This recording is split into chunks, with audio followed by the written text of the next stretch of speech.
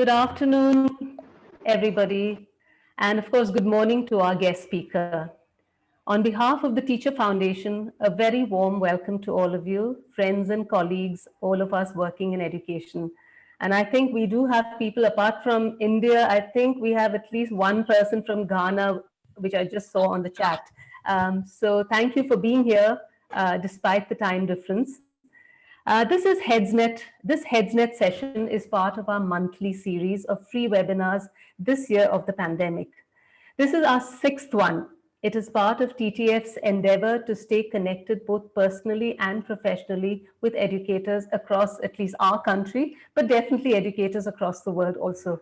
Of course, with the hope that all of you continue to give your personal well-being and professional development importance and attention. As you know, we conducted a short online survey to capture your perspectives about good school systems. Let me share the views of at least 120 of you. I think at the last count, it was about 127 people who actually completed the survey, but we took the graphs from 120 people. So let me quickly share that with you. So just a minute. So the questions we asked was sorry, it's just on its own thing.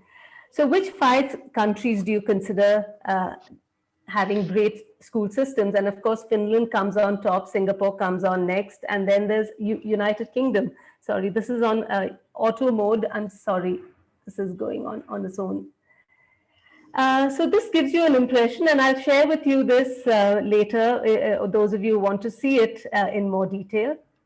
What are the indicators of good school systems? People have said life skills oriented learning, and of course, collaborative and social learning. I think that seems to be the important aspects. And how do school systems become great? People have said allowing students to think and interact, and of course, ensuring quality teaching learning methodology. And finally, we asked 2 questions. What are the favorable aspects of Indian school systems and unfavorable aspects? The favorable aspects seem to be the fact that we have right to education as a free and compulsory aspect of our education system. And it's a fundamental right. The 3-language system, where all of us are expected to learn at least 3 languages, discipline, adaptability, diversity, choice of school boards, and of course, handling large numbers. We are a country with at least 472 million children, and we have 9 million teachers.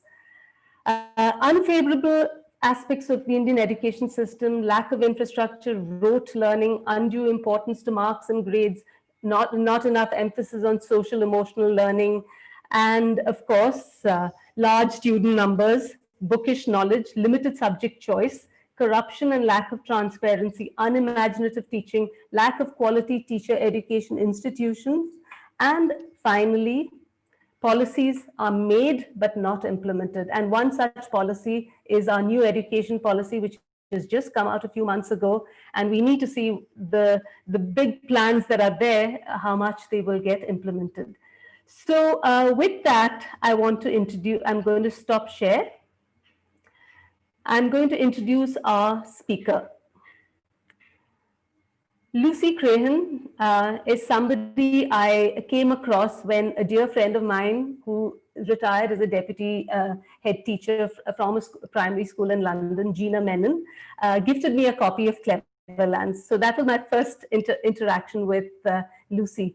And after that, of course, I reached out to her about 6 months ago. And at that time, she was busy. She was moving house and she was just going to have a second baby. So she said, give me a few months and I would come back. And we reached out to her again, and she very kindly agreed to do the seminar for us.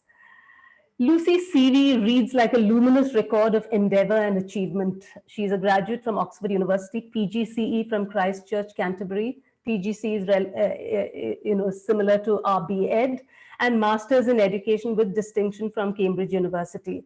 Lucy is a qualified teacher, an education explorer, and international education consultant.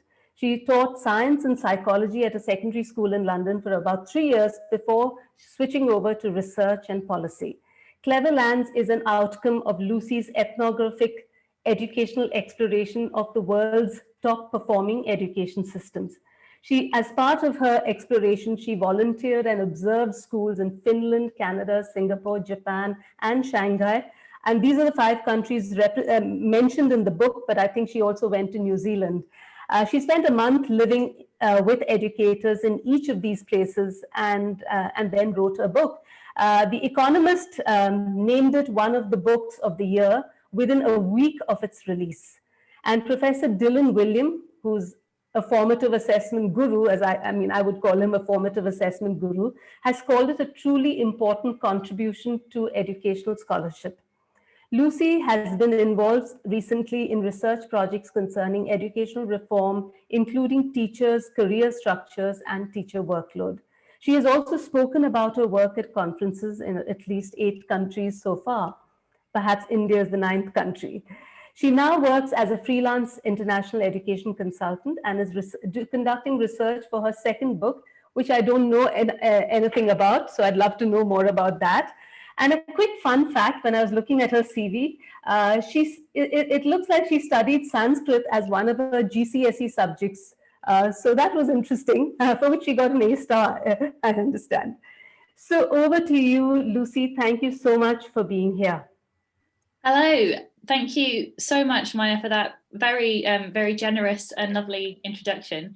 It's really my honour to be here. Thank you for the invitation to speak to educators across India, and it sounds like across the world. So good evening to all those who are in India. Good morning to the person who's calling in from Ghana. That's brilliant that you can join us too.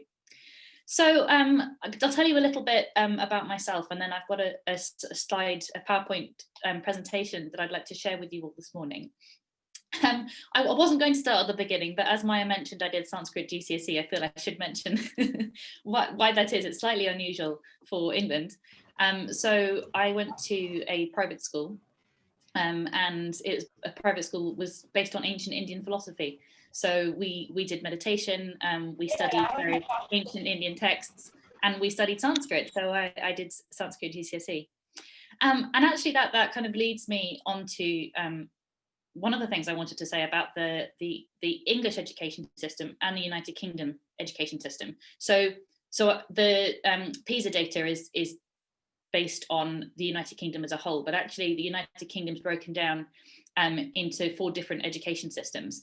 England has quite different education policy from the other ones. So my experience is in the English education policy. And I was really pleased to see from your survey, Maya, that head teachers consider the United Kingdom to have an excellent education system.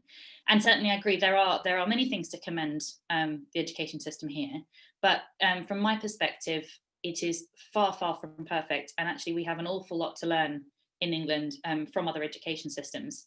Specifically, and it links to my own background, I think in England we're very good, we have a very good private education system.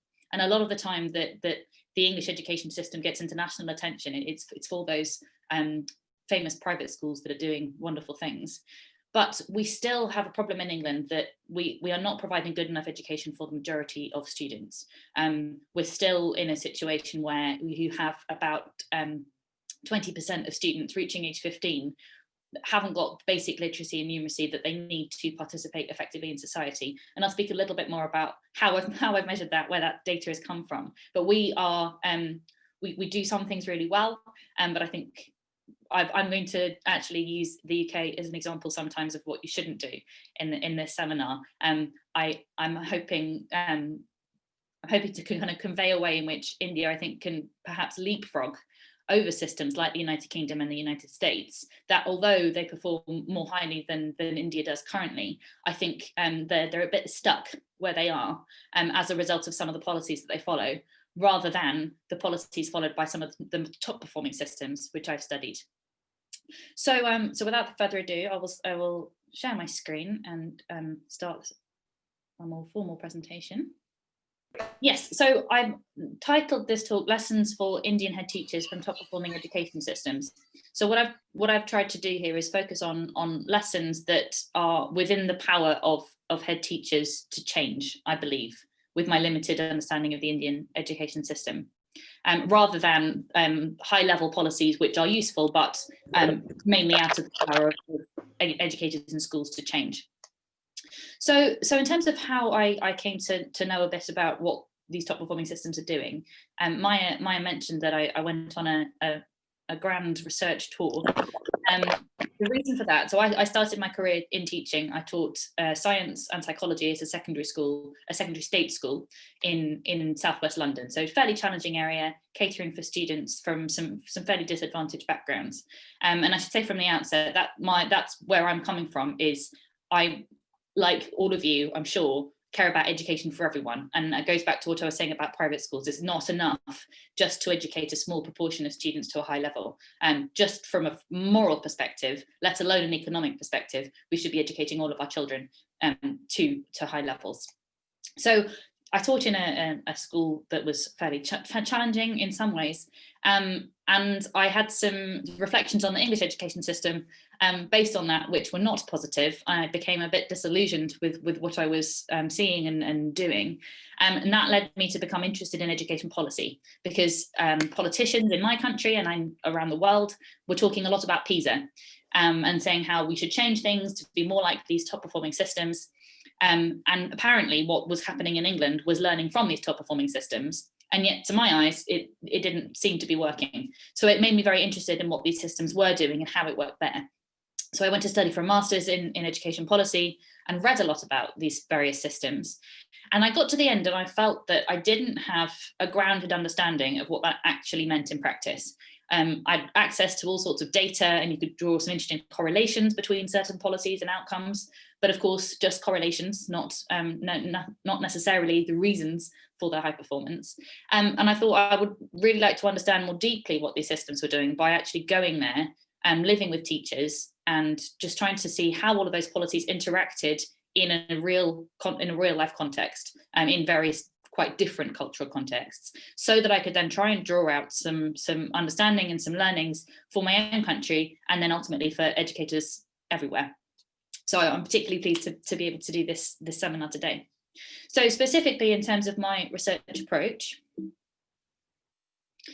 what did I do? I approached schools under the radar. And what I mean by this is I found teachers' email addresses and wasn't Twitter at the time, it was Facebook, couch surfing. I used social networks of all types to find contact details for teachers in 5 of the world's top performing systems. So the countries that I went to were Finland, 2 provinces in Canada, because Canada also runs things on a provincial basis, Shanghai in China. Again, China does not enter Pisa as a whole. Shanghai is enormous. I mean, I know I'm speaking to Indians here, so it might not be enormous from your perspective, but Shanghai is a very big city and bigger than some countries. They perform very highly. Japan and Singapore. And as I mentioned, I did also go to New Zealand, but didn't end up writing about it. So I contacted them and I said, look, I'm a teacher from England. I'm interested to find out more about education in your system. Can I come and help out? I'm happy I can teach some English as a native speaker. I can teach some science if you'd like. I can hear children read. I could do your photocopying. Basically, can I come and volunteer to help in your school for free? And then I said, oh, can I stay with you as well, please?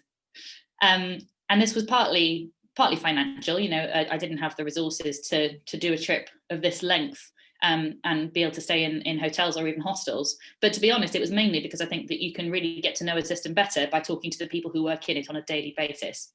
And under the radar was also deliberate, because if you go in via teachers, I think you get a much more honest idea of what systems are like than if you're directed to certain schools by governments or NGOs who will naturally direct you to schools that are doing the best, doing innovative new things, as opposed to what is a standard school, a typical school look like in Finland.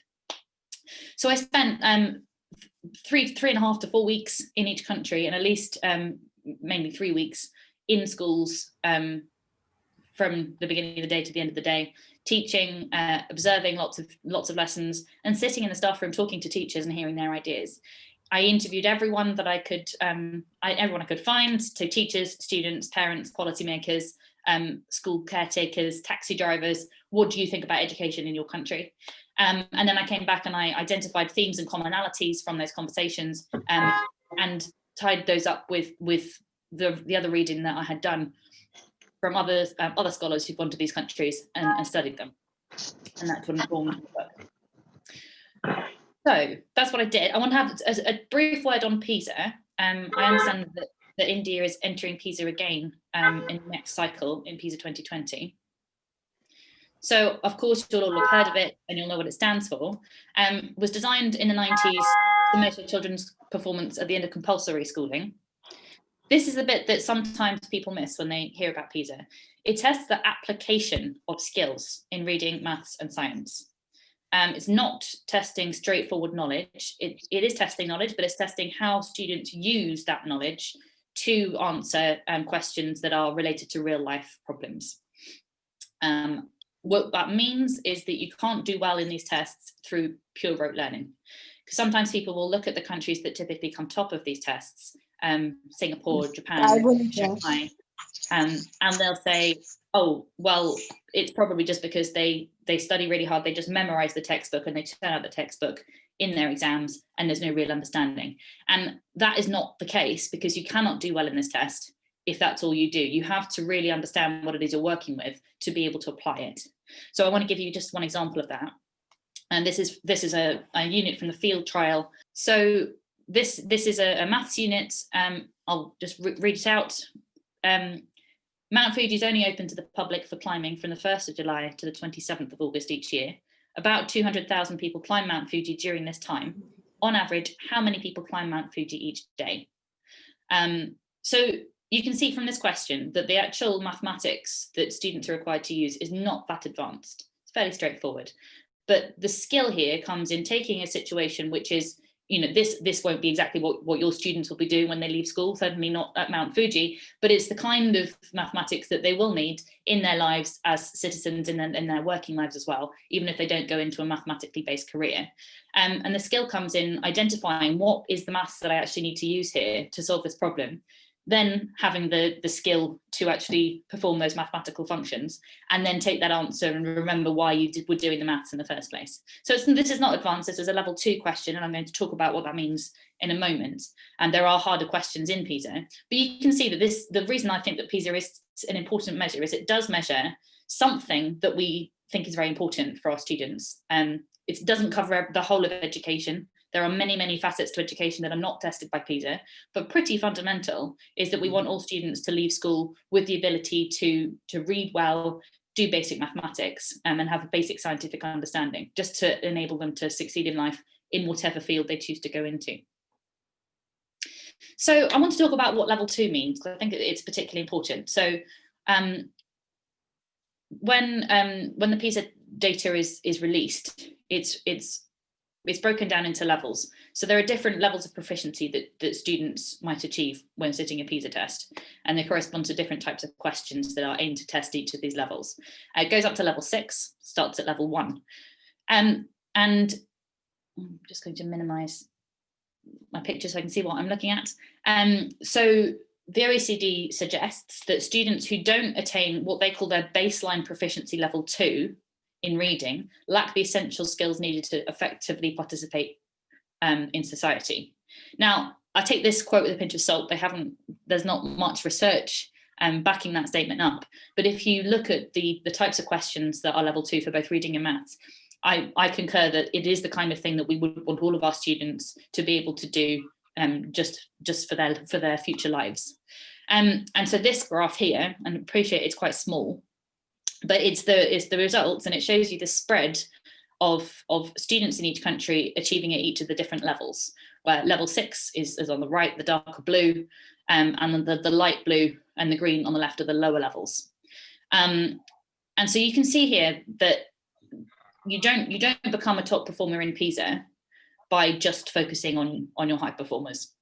All of those top performing systems, they have just a small tail of what I will call underachievement, just a small tail of students who are not meeting at least that level 2. So for the top performing countries, that's typically, they have about 90% of their students, sometimes in the case of Shanghai, even 95%, reaching at least that baseline level. And then down the bottom, Kazakhstan, on the other hand, the majority of students are not yet reaching that level. And the UK is just above halfway. as I said, we have about 20% of students not reaching that level yet, which I think is not yet good enough. Two states in India did enter Pisa in 2009. And this graph is taken from 2009. I don't know why those states are not on here, perhaps because it wasn't the whole country and it was just those 2 states. But they are Tamil Nadu and Himachal Pradesh. And I've just put where they came in the reading that year. So I don't know if this will surprise you or not, but this is where India is starting from 2009. It may have changed since then. So from that perspective, if you look at the tail of students who are not yet reaching that level 2, I think that's a key area. I think this is the case for all countries, but certainly for India as well. The big challenge is, how do you get all of your students, or the majority of your students, to reach that basic proficiency level, rather than how do we get those students who are at the top to be even better. Both groups of students are important, but one group of students far outweighs the other in terms of numbers, and therefore the scale of the challenge. So just some kind of key conclusions on this so far. So no education system becomes top performing, let alone equitable, by focusing on just a minority of students, educating them to a high level. And the highest performing systems support 9 out of 10 students, or even more than that, to reach at least a functional level of reading and mathematics. And how they do this, of course, is the $1 million question. So this is a bit of a glib statement, but I'm going to expand on it. And the way that they do that is that at every stage, so every year in school, they support children to meet the curriculum expectations, rather than accepting or expecting that some students will fall behind and fall further and further behind every year. So I'm going to spend the rest of this my time talking about how they do that. So what are the actual strategies in terms of policies and practices that make it possible for them to keep children up with the curriculum expectations year on year, and therefore reach the situation where at age 15, the majority of students are reaching at least baseline levels. So how on earth do they do that? So let's start at the beginning, because that's a very good place to start. So they get children ready for formal education before they start.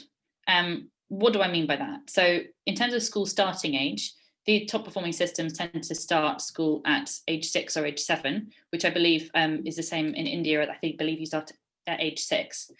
That's in contrast to my own country, where students will start at 5 and sometimes even 4. But although they start a little later, they have preschools. Most children do attend preschools for at least a year before compulsory education begins. And in fact, Finland have just made their preschool year, the kindergarten, compulsory. They do attend preschool, and preschools are staffed by trained educators rather than willing volunteers who were not trained in early years. And they focus on learning key pre-skills through play. So what I mean by that is they're not trying to drill them in maths and reading before they start school. They accept that that's what they will start learning when they do start school, but they think about what are the skills and the knowledge that children need in order to access the curriculum in grade 1 when they do start compulsory education. So what that looks like in top performing systems. So just to give a couple of examples. So this is me in a kindergarten in Shanghai. So the children did all sorts of different activities. They did singing, they did painting, lots of crafts, they did roller skating. There was lots of play, but it was set up in an environment where they were exposed to ideas about number. So, counting the cars, having those kind of conversations with educators, how many cars are left now that we've taken 2 out. Singing songs, including about letters and about numbers, not explicit, sit down at your desk and learn the alphabet. They weren't doing that yet. This quote down here is from the Finnish early years curriculum. And they say the basis for emerging literacy is that children have heard and listened, they've been heard, they've spoken and been spoken to, people have discussed things with them, and that they've asked questions and received answers.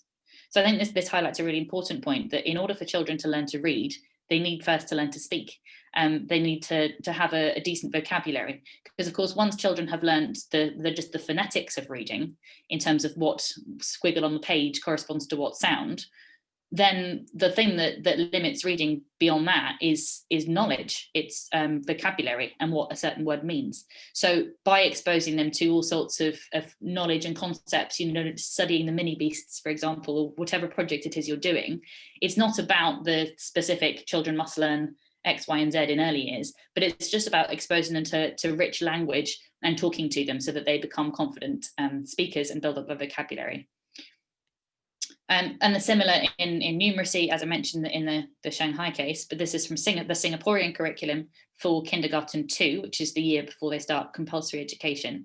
And the idea is that they recognize and use simple relationships and patterns, use numbers in daily experiences, recognize and use basic shapes and simple spatial concepts in daily experiences. So again, it's not a case of children must be able to count to 10. But just to be exposed to a lot of situations where they're dealing with numbers, so they understand the concepts of number, so that when they do start school, it makes sense to them what they're studying. And I've just taken I'm embarrassed I don't have the reference on here. I can tweet the reference out later for the paper that this comes from.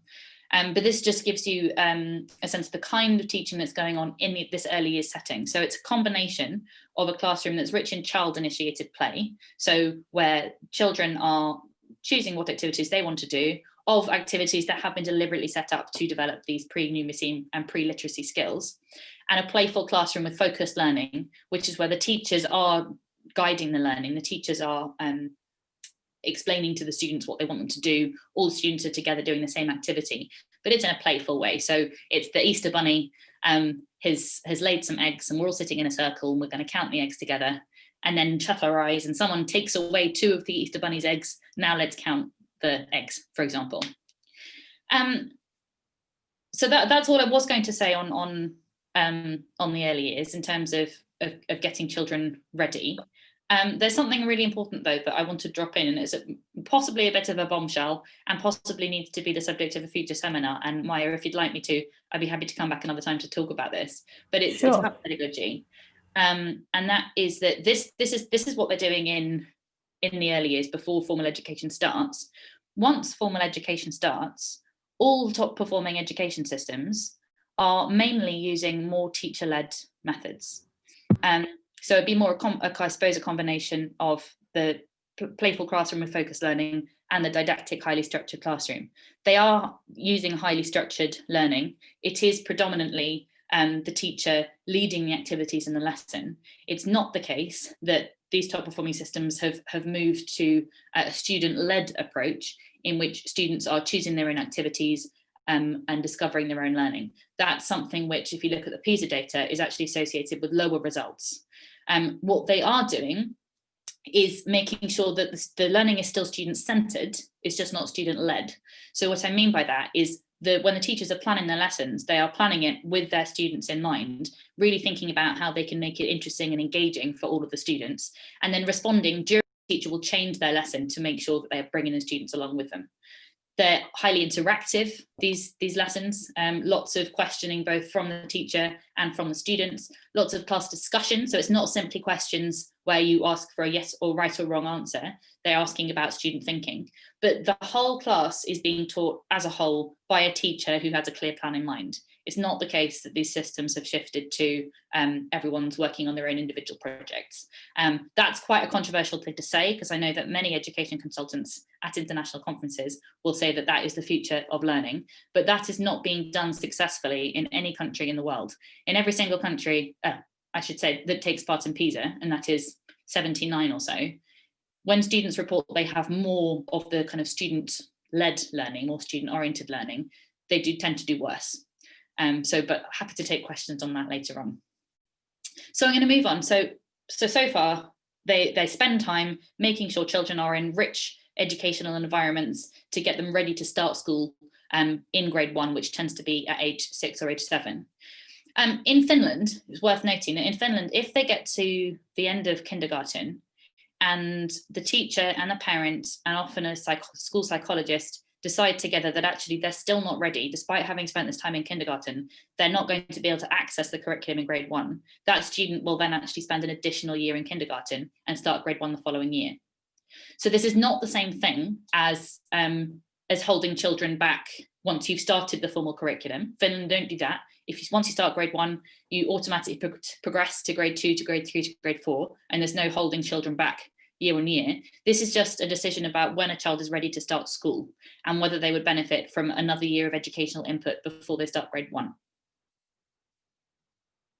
So once they do start school, I think this is really crucial in terms of what these systems are doing. They take a mastery curricula approach. So what I mean by that is, in the first couple of years of school, especially, there are fewer topics covered than I suppose is typical internationally, but they're covered in great depth. So rather than filling having what you would call high expectations and packing a curriculum full of concepts and content that you want the students to learn that actually is unrealistic for half of the students and then half of the students fall behind, in the first year or two, it's realistic expectations of what students are going to be able to grasp, that the majority of students are going to be able to grasp. And they spend enough time on it that all students, or all students who don't have specified special needs, can actually get there. Which means that when you move from grade 1 to grade 2, or you move from one topic to the next topic, it's almost all of the students are making that progress through the curriculum at the same pace, without any being left behind. And crucially, and I've put this bit in bold because I think this is key. So academically weaker pupils, they're supported to reach at least a basic standard in each unit or on each concept before the whole class moves on to the next topic together. So it's quite a different way of thinking about curriculum progression from how we do it in England. I'm not sure how you do it in India, but in England, I might say, right, I've got 10 concepts to cover. I've got 20 weeks. So I'm going to spend 2 weeks on each concept, and then we move on to the next one, whether or not the students have understood. And that's bad luck. Some students just won't get it. Too bad. We've got to move on. That's not what these systems are doing. There are fewer concepts in the first place, so they might have a bit longer to spend on each of those concepts. The really key ones for each topic, just understanding decimal place, for example, is something that these countries will spend a decent amount of time on. But it means that no one's left behind. Weaker pupils are supported to reach at least a basic understanding, and everyone moves on at the same time when everyone has understood it. So you might decide as a teacher that, well, I was going to move on to the next topic today, but actually I've done an assessment and I can see that there's still a third of the class. I've still got some key misconceptions about fractions. So actually I'm going to spend one final lesson on fractions addressing those misconceptions, because otherwise when it comes to learning about adding fractions, a third of the class are going to be confused and be left behind. So in the meantime, what about those pupils who do get it more quickly? They are encouraged to explore that content in greater depth. And that obviously looks different across different subjects, but the teachers will have pre-thought about, pre-planned, what activities or extension material can I give to those students who do get it to make sure that they understand this concept even more deeply, and can really solidify that knowledge. They also will use peer learning, which I'll talk about later on. Now, I want to take a little sidestep from talking about what top performing systems are doing to contrast that with what we do in the UK and in America. So if you have a situation, as I know that you have, in India, or certainly in Delhi, I've been reading Manish Sisodia's book about education and his reforms in Delhi, and a very sensible first step for them was to actually conduct a baseline assessment of students in year 6 in Delhi. And they found at that stage that I think it was 75% of students couldn't read a paragraph from their year 6 textbook. So you've got a gap there between curriculum expectations and what students are actually able to do. Now, if you've got that situation where students are underperforming, there are 2 different approaches you can take. And in the UK and in America, to be completely honest, we take the approach of lowering expectations for some children. We don't call it that, obviously. That's not what you'll have education consultants come and suggest, why don't you lower your expectations? But that is effectively what we do. And the way that we do that is we have different schools in some areas, not everywhere, but different schools at secondary where only certain students can get into this top school if they've done well on a test. And then within schools, and this happens across the country, we have different classes. So we say, right, we're going to split this year into 3 classes, top, middle and bottom, and the bottom group are going to do much easier work. And that is not what they're doing in top performing systems. So rather, in 4 out of the 5 systems I visited, the exception is Singapore. I'm very happy to talk about Singapore at the end of this presentation. The students are not tracked into different schools until typically 15 or 16. And in those same 4 systems, they're also not selected into classes based on ability. So they're teaching the same students, a group of mixed ability students all in the same room. However, skip back a bit. So that's what we do. And let me tell you why I think that's a problem. The reason that's a problem is that it starts quite early. So even if it's not explicit, in year 1, you might have 3 different tables with different colours, and then based on your perceptions of how able the students are. And some students are given much easier work, and then that means they never catch up with their peers, and they move to the next year and they're also given much easier work, and they gradually fall further and further and further behind. And you have a situation where they're in bottom sets, they're doing easier work, they actually typically have like worse teachers. This is hugely class-based, as you can imagine, sadly. It's not just based on academic ability, it's also based on teachers' perceptions of academic ability, which are clouded by ideas about class. I suspect if you took the same approach, you would have the same thing in India, in terms of having the historical caste system, and that might colour teachers' perceptions of ability as well. So it's quite a dangerous, I think, dangerous educational approach to take, having preconceptions about what children can achieve, and then not supporting them to reach the curriculum expectations, but just saying, well, we're just going to lower those expectations for you. Now, having said all that, please do avoid going down this road in India. Having said that, the approach of giving some students different work in a different class can be a really good approach as an intervention, as a limited time period way of supporting those students to catch up. So if this is what they did in Delhi, that they temporarily put students into 3 different groups who were doing different things, and giving those students who were behind a bit of a kickstart to try and catch them up.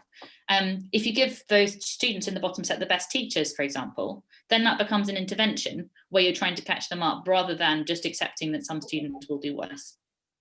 That's my aside. So yes, grouping by ability, it can be helpful as an intervention to help children who are behind to catch up, but not as a long-term expectation from the beginning of school. And crucially, top performing systems, typically, with the exception of Singapore, are not grouping by ability. It is, I'll mention this now, it is associated with inequitable outcomes, as you might expect. So in those systems like Singapore, who do set students into different classes based on ability or perceived ability, they tend to be less equitable, by which I mean children's backgrounds have a bigger impact on their ultimate educational attainment. So back to the top performing systems and what they are doing. So far we've talked about getting students ready so that they've got those pre-skills necessary to access the curriculum in year 1, and having a curriculum in year 1 that is reasonable in terms of its expectations, with a little bit less content than normal, so the students can go into greater depth. And what I should have mentioned as well is that doesn't mean that overall students will leave school knowing less, because by the time you get to age 15 or 16 in these systems, they've actually covered a lot more content. And that's because if you've really fundamentally understood the basics the first time they're taught, you learn things that build on those concepts more quickly later on. So you can actually cover more content in the higher years if you've really got that fundamental understanding in the younger years. So coming on to lesson planning, so talking about differentiating without lowering expectations. So I just gave the example of differentiating when you do lower expectations, which is an approach that is sometimes taken in England and in America. And what that looks like in a lesson is in a lesson that differentiates by lowering expectations. The teacher will, I was encouraged to do this at school, the teacher will be encouraged to create, for example, 3 different worksheets. we called them mild, medium, and spicy in my school. So a hard one, a medium one, and an easy one. And you've got an idea in your head about which students are going to do which worksheet. And so some students in that classroom, they get much easier work, and ultimately they don't reach the goals of the curriculum. So that's differentiation with lowering expectations. And that's what I'm suggesting, that I'm hoping that India can leapfrog this, don't fall into the traps that England and America have fallen into. In the name of individualization, what we've ended up doing is lowering our expectations of some students. So in contrast, this differentiation without lowering expectations, I'd like to give you an example from Japan. So this is a study from Corey and colleagues, and they recorded conversations between Japanese student teachers and Japanese experienced teachers. So the student teachers had come into school as part of their teacher training, and they were having these planning conversations with experienced teachers who were talking them through the planning. And they analysed these conversations to draw out what were the common themes across these conversations. So in essence, what is kind of in the Japanese psyche about what makes for effective teaching. And they identified on differentiation 3 different principles. The first is to consider, in every lesson that you plan, to consider 2 groups of students, not 5 different groups of students, just 2. And those 2 groups will be those who understand the concept that you're trying to teach, or the skill that you're trying to teach, and those who do not. So those are your two groups to bear in mind at every stage of your planning, at every stage of the lesson. What are you going to do to cater for and support those students who haven't yet understood it?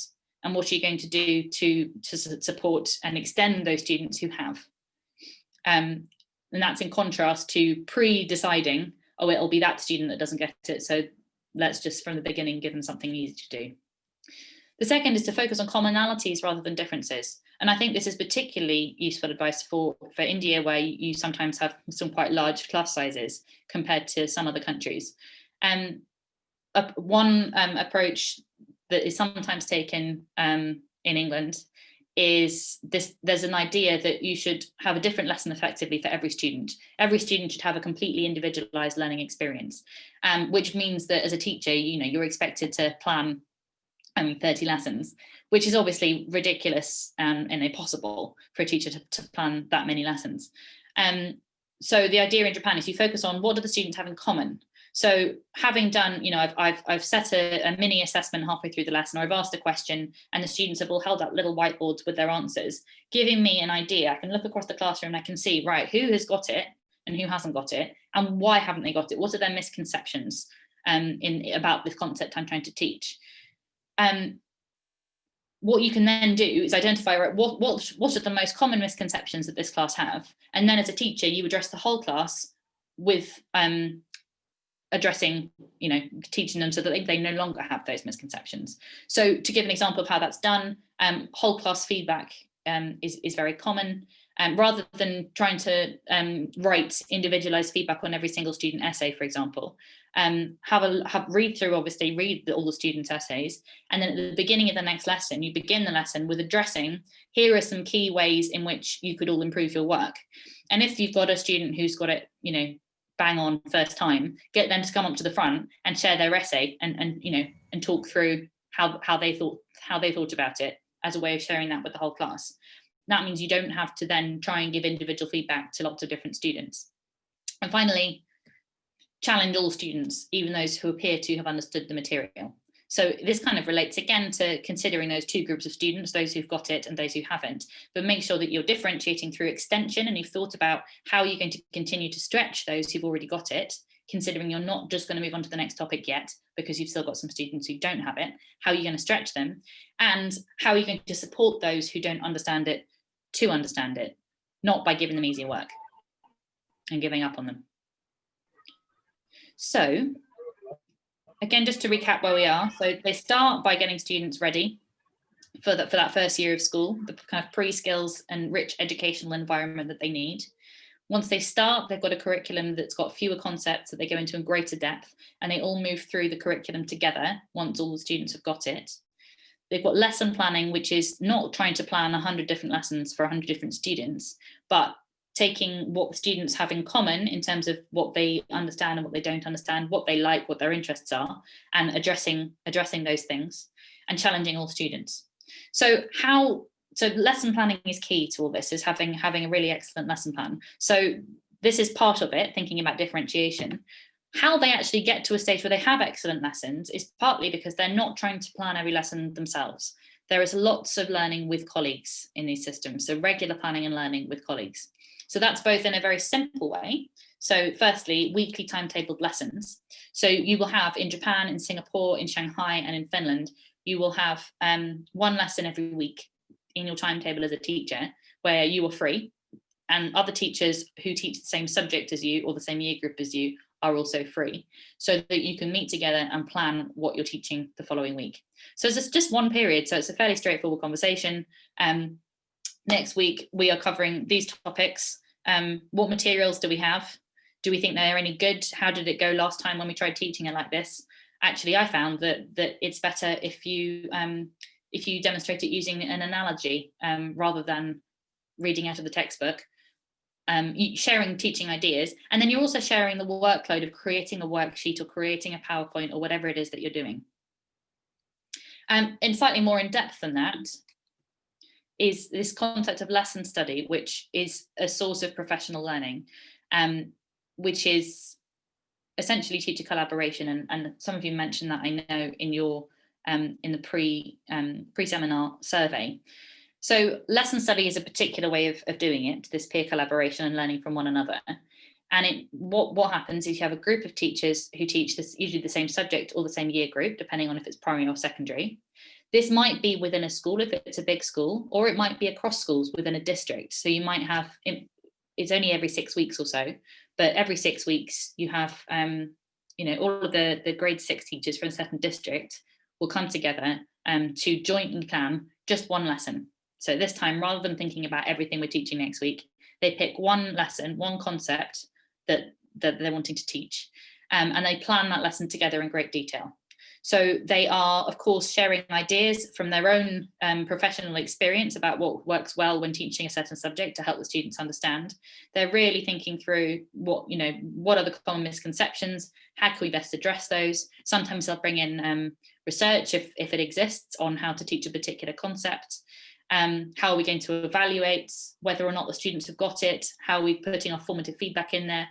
And they design what, as a group, they think is a really good lesson. And then one of them will teach that lesson to their students, and the other teachers will come to their school, come to their classroom and watch that lesson. And crucially, they're not watching the teacher. Then there's no judgment involved here. It's not about judging the teacher and their teaching. They're judging the lesson plan that they have jointly designed, and they are watching the students.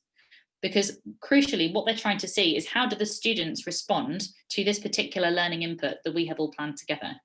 And there is a huge amount of learning for the teachers that takes place there, because they can see, actually, when it was explained in this particular way, half the students didn't get it. And you realize, aha, that's because we said it in this way rather than that way. And that caused the students to misunderstand. Or the teachers will meet together at the end in a group to feedback and share about their ideas and what they saw. And one might say, oh, well, I noticed that the group of students who were sitting near me, they wasted 5 minutes of learning time because they didn't really understand what the task was. So next time we teach this, we have to be more explicit about X, Y, and Z.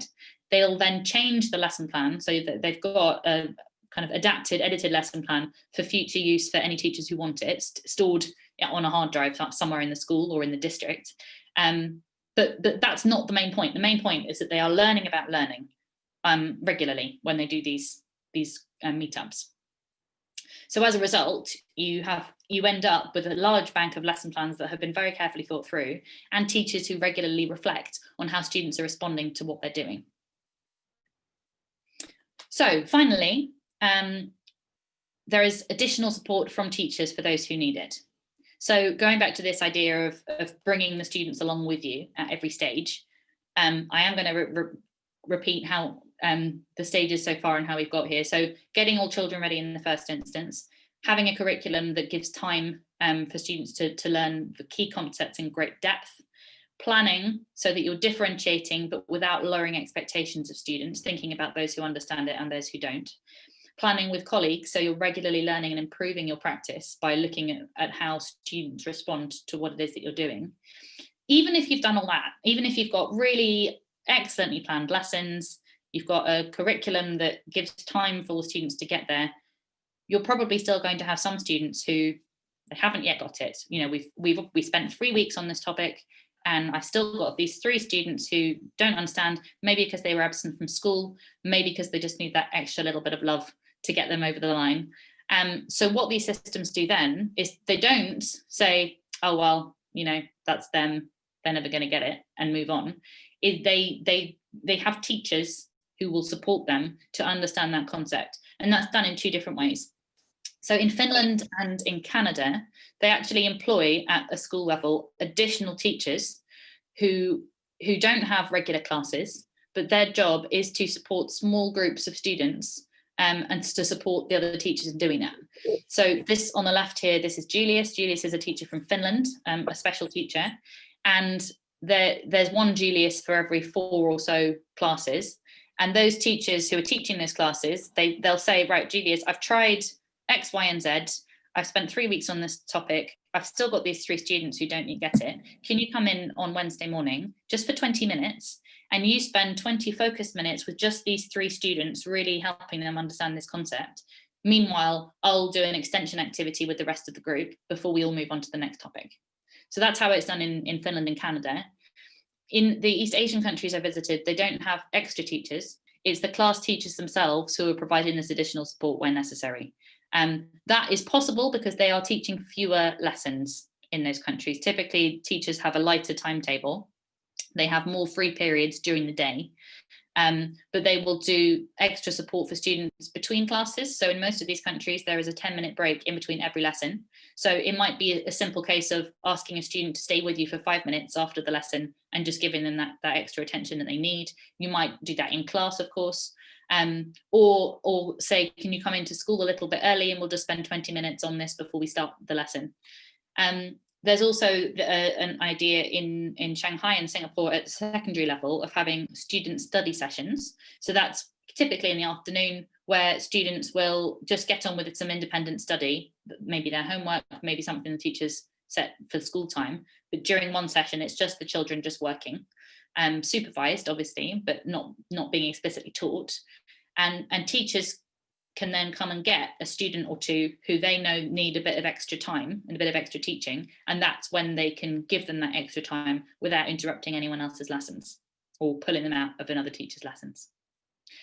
I appreciate that additional qualified teachers are not easy to come by. That's the case in England, very much so. I expect it might be the case in India too. So what do you do if you don't have spare teacher capacity?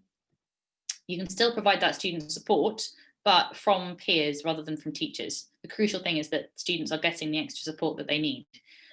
Obviously, it's better if it can come from teachers, but if you've got some students, and I think this is the case in every school and every classroom across the world, there's always some students who pick things up really quickly. The ones who you think, oh, well, they're getting a bit bored. I need to try and engage them more. Those are the students who in these countries are often used to support their peers. So I'd like to read you a quote. This is a quote from Ilpo Salonen, which is the chap on the left, and he's head of education in Espoo, which is near Helsinki in Finland. We were having a conversation about this, and he said, I think when you're very talented, I mean, this is realism, there are more talented and less talented people. That's just the way of life. We're different, luckily. The thing is, when you're more talented, you learn whatever you do. But in the same time, you learn different things when you have to support someone who hasn't got that kind of talent. And if you're in the same group, sooner or later, you're in a situation where you say, well, don't you see, it works like this and this. And then you have a different level of learning inside your head. In that sense, you learn more and differently. And the less talented student also learns the basic things at least. So he makes a very good point, I think, that you don't really understand something until you've had to explain it yourself. And I'm sure you'll recognize this as teachers and former teachers. And so it's not just the student who's receiving the support who's benefiting here, it's also the student who's giving that support.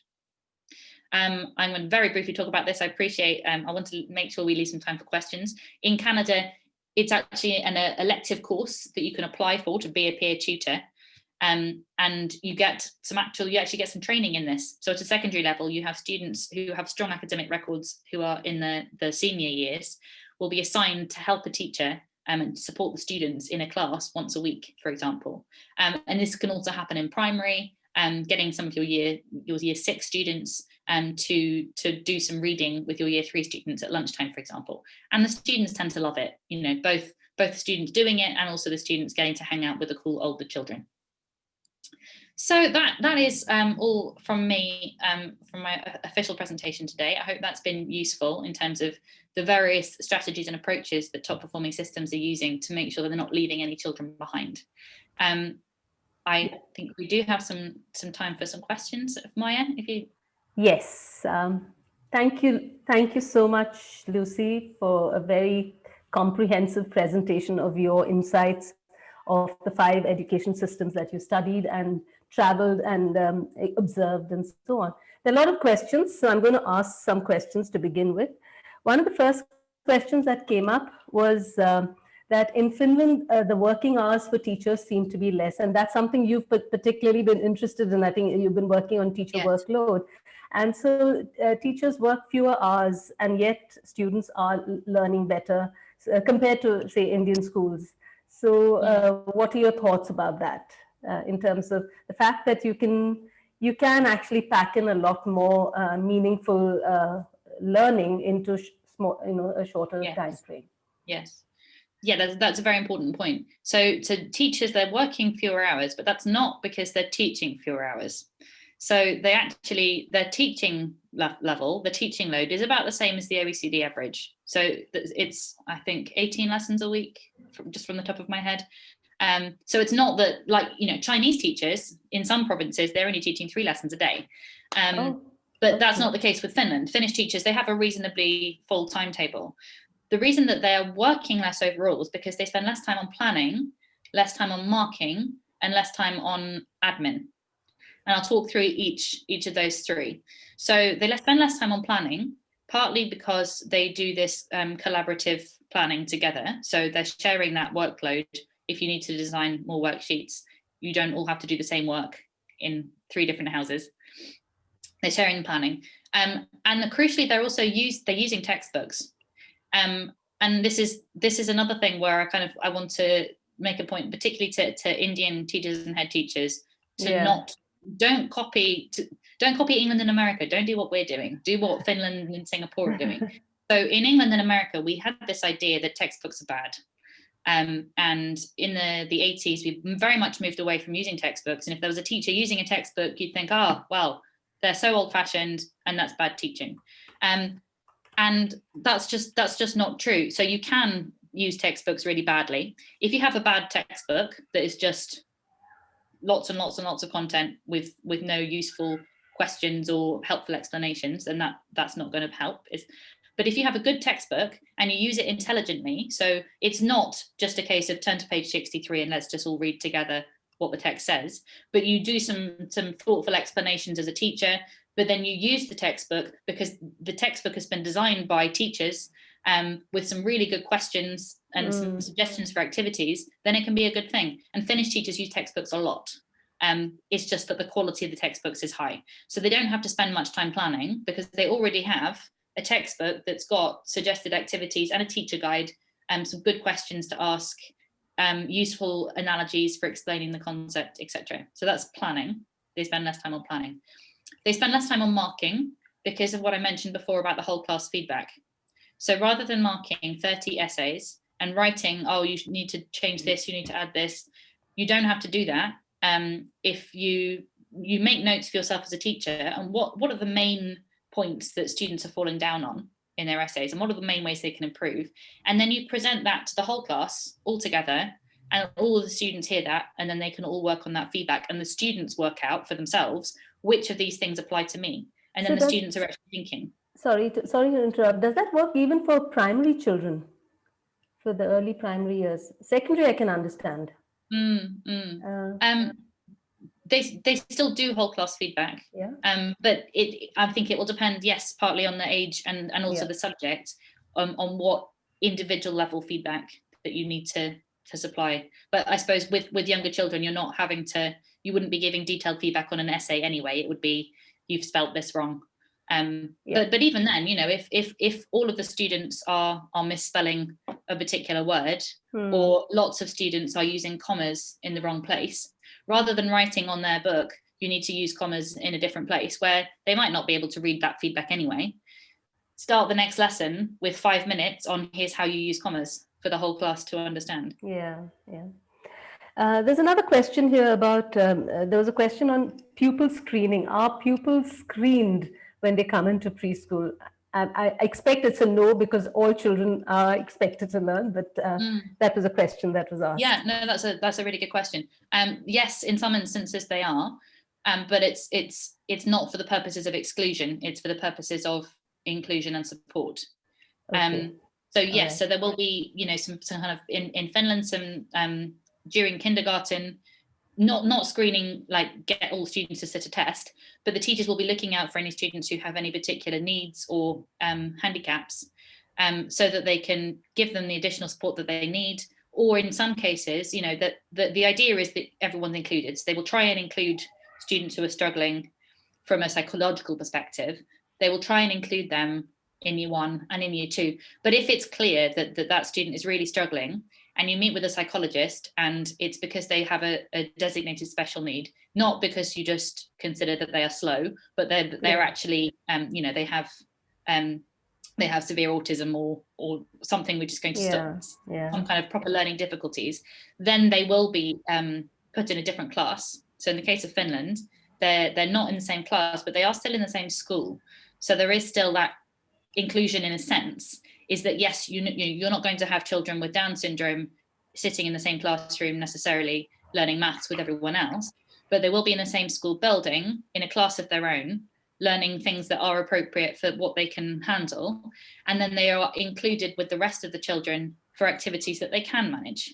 So it's a case of, yes, I'm not talking about full inclusion where every single child is always in that classroom. If there are real needs, then they're not in that classroom.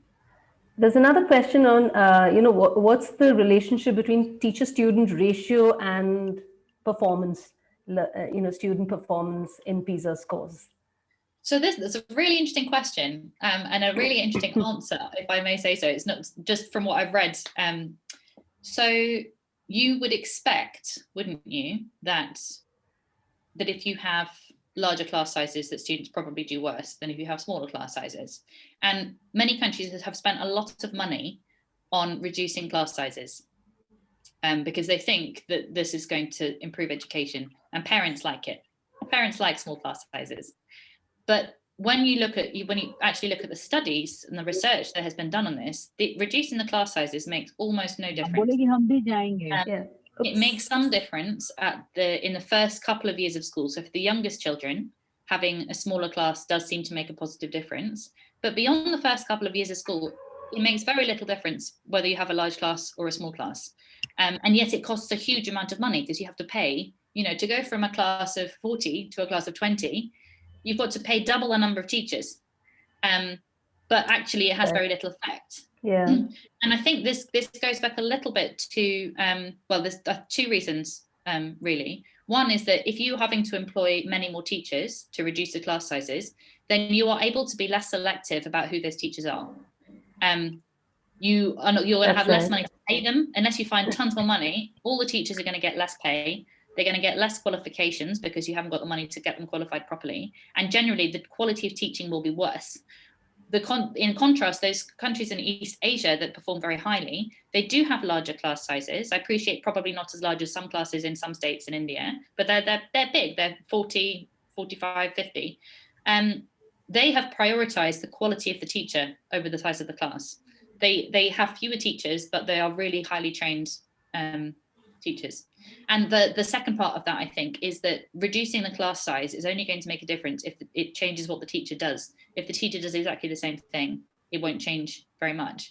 And in terms of the pedagogy being used in these top performing systems, you'll be pleased to hear, it's pedagogy that can work with large class sizes. Because as I said, they are not doing lots of small groups of children all working on their own projects doing discovery learning, which requires the teacher to go around to every individual group to give feedback. And if you have a big class, then you can't reach them all. They are doing whole class, I'm going to teach everyone, we're all going to move forward together. It will be very interactive. It'll be interesting to the students. I've really thought about their needs. Some of them will be doing different things at different times, but fundamentally, we are moving forward as a group. That you can do with a big class. It doesn't require you to have small classes. So one more question. I'm conscious of the time. We don't have much time left. One question that came up was the high-scoring school systems. Do they have similar kinds of assessments like the PISA assessments even during their regular school, years? Testing and assessment was one of the main things that differed between different top performing systems. So in terms of kind of national formal exams, so Finland has no universal national exams at all. China, Shanghai has lots. So in terms of national important assessments, it very much varies. Finland still have ways of knowing which schools are, how different schools are doing, because they do sample-based assessments. So they will just test year 8 geography and just have a few students so that they can feed back to schools and compare how the students have done in the test with what the teacher grade was. But what's important to say is that all of these countries, they are doing regular testing with the students. It's just often designed by the teacher, and it's used in a formative way to know whether or not we should move on, rather than for reporting or to punish certain schools or teachers or students. Right. No, I think the question was, were the questions similar? It's more in terms of, I think in India, we're always thinking that, if you're constantly teaching to the test, if you know how to ace an exam or a test, you get better at it and you score better. I think it was in that context. So are the teachers actually testing them in the same way, the kind of application-based questions that PISA has? Yes. Yes, they are. Okay, great. Yeah, so it'll be both. So they'll test them on the basic mathematical, can you solve this question, but they will also test them and teach them about how do you apply this in real world situations. Yeah, we've got lots of other questions, but I think we're running out of time. I think one question that came up, which would be of personal interest, how has it changed you, all your travels and your, your understanding and reflection of school systems in other parts of the world? How has that changed how you see education? I suppose how I began, I've always cared about equity and thought that's important. But what I didn't realize until I went and do this trip, I didn't realize that in England, we actually have lower expectations of students. I thought when I was teaching that I had high expectations of my students, because I really, what I didn't have high expectations, I had high hopes. So I really hoped that my students in my set 3 would all get a C, but I didn't expect it in the sense that all of my teaching was geared towards making sure that all the students got to where they needed to get to. So that was the fundamental realization for me, is actually what high expectations look like, really. One last question, Lucy, if that's okay. One of the questions that came up was the role of ICT. Did you see these high-performing school systems using technology a great deal?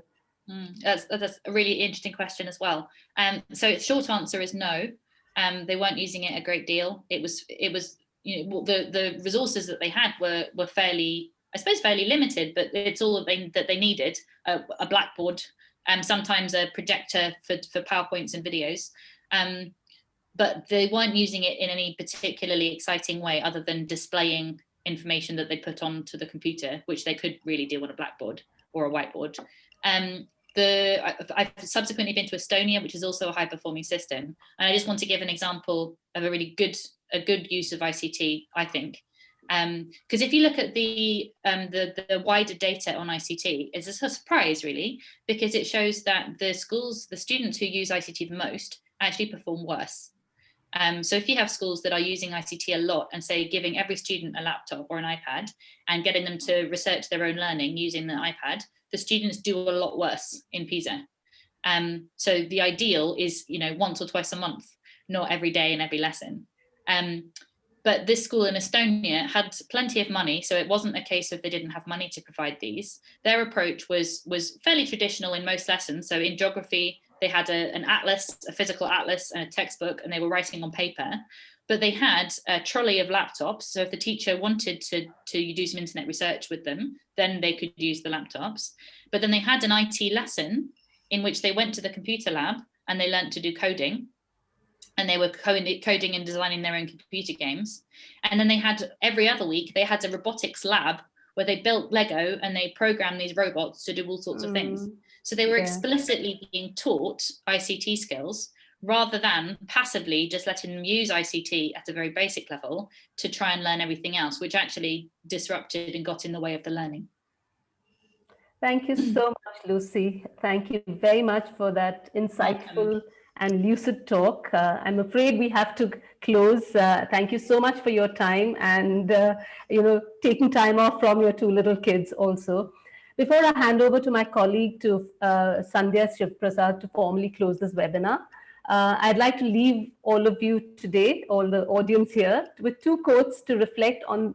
The first one is from Lucy's book, Clever Lands.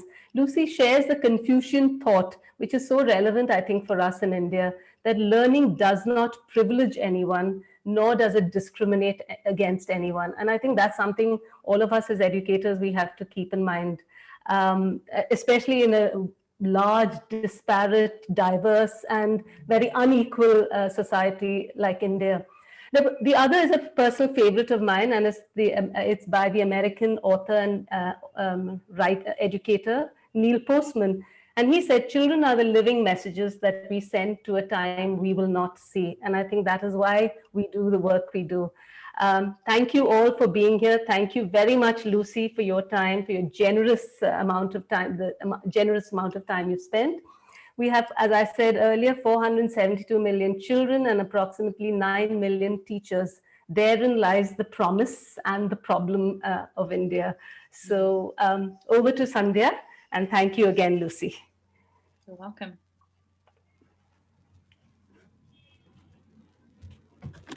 Thank you, Maya. Lucy, before you leave, a big shout out for you from all the Indian educators for embarking on this journey of exploration. Absolutely. Which produced this wonderful work, which is informative, analytical, and really so exciting, to say the least. We look forward. We're waiting to see where your journeys take you next. Thank you so much. So, dear fellow. May I just say one thing I should have said before, if you don't mind? I'm taking part in I'm giving a seminar for the government of Delhi in January, which will be not the same, but new insights from the same place. So if you would like to hear more from me, do look out for that. That'll be advertised by the government of Delhi. So keep an eye out. Thank you. Sure. Thank you. Thank you, Lucy. I'm sure we're looking forward to that as well. So Lucy talked about learning and extension and support. This very much resonates with what we do at the Teacher Foundation. Since its inception in 2002, the Teacher Foundation has been striving to achieve its vision of enabling and inspiring every teacher. What we do is offer a range of professional development alternatives for teachers, coordinators, school heads, and for organizations as a whole. So dear friends, I'm here to apprise you of TTF's upcoming programs for the next 2 months.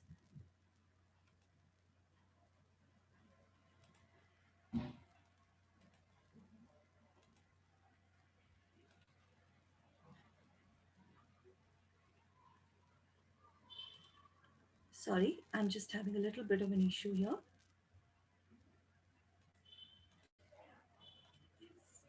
So I'm here to apprise you of the TTF's upcoming programs for the next 2 months. Support for teachers came out very strongly in Lucy's book, Cleverlands, and that is something that we really believe in at TTF. So come December, we're starting a program called Coaching for School Success. In fact, this is the 8th year of the program, and this is a comprehensive course that enables teachers, senior teachers and coordinators to become coaches and mentors of other teachers. This program includes online workshops, practical tasks and one-on-one mentoring. And if you're interested, to get in touch with us right away.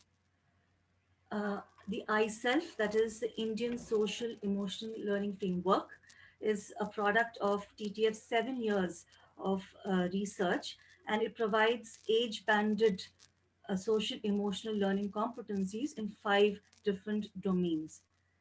We bring you an orientation to the iSelf on the 15th, 16th, and 17th of December, in 3 online sessions. And through these sessions, participants will learn the fundamentals of social emotional learning, examine the iSelf, and generate ideas on how to uh, foster social emotional skills and competencies in their own classrooms. On the 11th of Jan, we begin with the headlamp change. They say everlasting change begins at the top, and we believe that as well.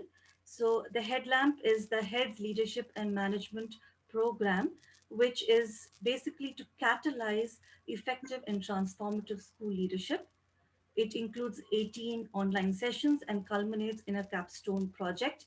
The aim of this uh, is to empower, make school leaders more aware, and to motivate school leaders as well.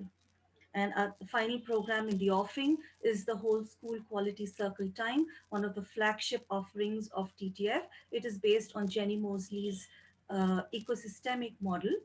This 4 session course, which starts on the 28th of January, will equip participants with the skills and the techniques to use Quality Circle as a strategy to foster well-being among teachers and students. Thank you all, dear friends, for being a part of this webinar.